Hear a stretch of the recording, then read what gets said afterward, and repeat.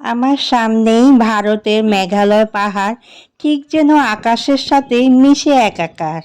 ছবির মতো সুন্দর একটি ফ্রেমে বন্দি শ্রীপুর চা বাগান।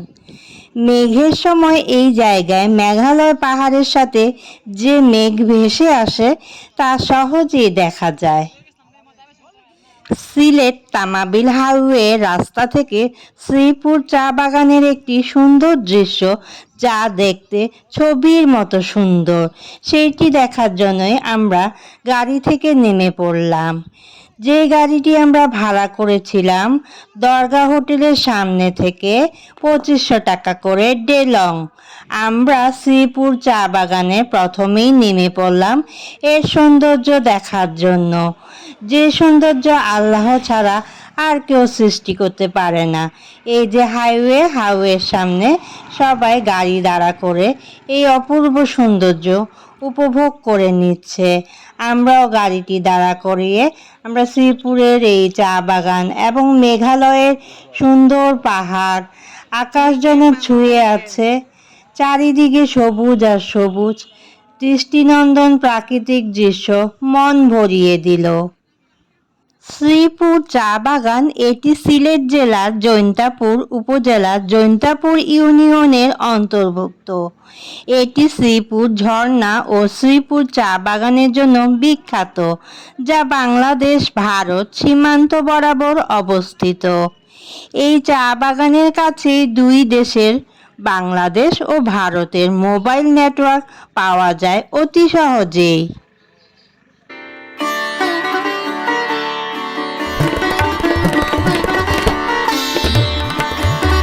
আমার সামনে চা বাগান, আর রয়েছে ওই পারে রয়েছে মেঘের মতো ভেসে বেড়ানো মেঘালয় পাহাড়, যেটি দেখতে অপূর্ব লাগছে এবং অসংখ্য পর্যটক ছুটে চলে এসেছে এই মেঘালয় পাহাড় দেখার জন্য, শ্রীপুর চা বাগান দেখার জন্য। অনেকখানি রাস্তায় আমরা হেঁটে পার হয়ে পাহাড়টির একদম কাছে চলে গিয়েছিলাম। অপূর্ব সৌন্দর্য এই পাহাড়টি দেখতে কার না ভালো লাগবে। আপনারা যদি সিলেট আসেন অবশ্যই এই স্থানটি পরিদর্শন করে যাবেন, অবশ্যই সবারই ভালো লাগবে। এই স্থানে আসতে হলে সিলেটের বাসে চড়ে উঠতে হবে, জাফলংগামী বাসে উঠতে হবে, অথবা প্রাইভেট কার নিয়ে চলে আসা যাওয়া যায়। এই স্থানটিতে জাফলংগামী বাসে উঠলে তাদেরকে বললে শ্রীপুর চা বাগানে নামিয়ে দেবে।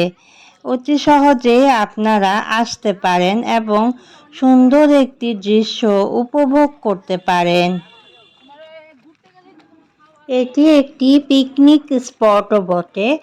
আপনারা যারা পিকনিক করতে বা বনভোজন করতে পছন্দ করেন তারা এই জায়গাটি বেছে নিতে পারেন। এর অপরূপ প্রকৃতির মাঝে আপনারা হারিয়ে যেতে পারেন। এত সুন্দর মেঘালয় পাহাড় আর চা বাগান দুটি মিলেমিশে একাকার হয়ে গিয়েছে। এখানে যারাই আসবেন সকাল থেকে চলে আসবেন, তাহলে এর আনন্দ আরও দ্বিগুণ বেড়ে যাবে।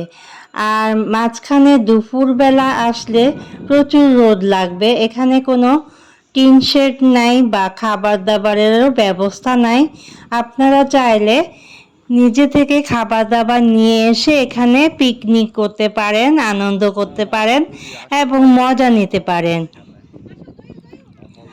আজকের আমার এই ভিডিওটি সবার কাছে কেমন লাগলো অবশ্যই ছোট্ট একটি মন্তব্য করতে ভুলবেন না যেন। সবাইকে আসসালামু আলাইকুম। সবাই কেমন আছেন? আজকের ভিডিওটি আমার শ্রীপুর চা বাগান নিয়ে। আর এইখানেই আমি আমার কথা বলা শেষ করছি। সবাই ভালো থাকবেন, সুস্থ থাকবেন, নিরাপদ থাকবেন এবং আমার সামনে আরেকটি ভিডিওর সাথে যুক্ত থাকবেন। আল্লাহ হাফেজ, টাটা।